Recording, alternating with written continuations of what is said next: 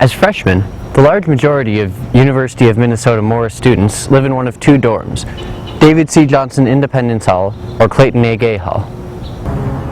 In these settings, students live in a co-ed environment which mixes both young men and women together across one floor.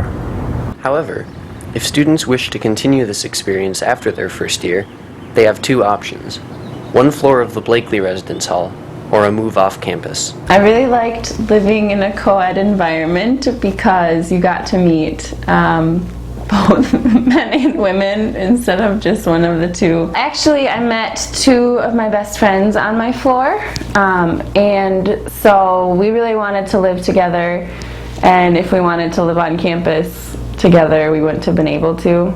The solution to this issue is a system called gender-neutral housing, and it has important implications beyond friends living together. It's important for our campus to be progressive and accommodate to students who may not fall on either end of a gender binary.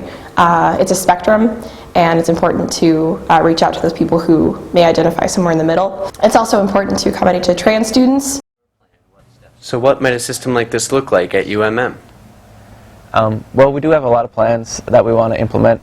I think just to get our foot in the door mostly. I mean, we talked a lot about a pilot program, so we just have core the doors and just have 2 guys in one room and 2 girls in one room, something like that. But I think, that's a program that we could do and have have a block of apartments do this and see how it turns out. But not everyone is so on board with the idea. I think some of the big roadblocks for implementing gender-neutral housing in the on-campus apartments are just getting the Board of Regents, which is the highest level essentially that we can go to get clarification for if we can do things or not for action on this campus. We don't want to make any moves that would upset them, throw off this delicate balance of power we have being with the university system but being our own university.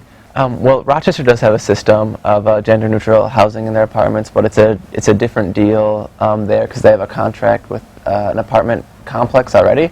So because of that, it already had in contract things where students can live just like any random apartment that you can get here in Morris, where it doesn't matter what sex you are.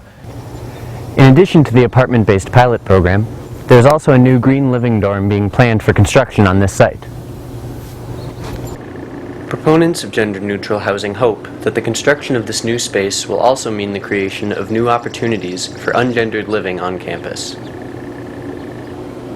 So what can students do if they feel strongly about this issue? Yeah, I feel like if students really want to help and get involved in making the gender-neutral housing on campus happen, they could definitely work together with us on campus. The QIC, Quality, MCSA, everyone working together, and not necessarily one person just taking the charge. I feel like this is really going to take a united front with students and making sure that our voice is heard on campus, and that everyone, our administration on this campus, understands that this is a priority.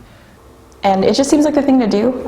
People live off campus with roommates of multiple genders all the time, so why not make that a policy on campus too?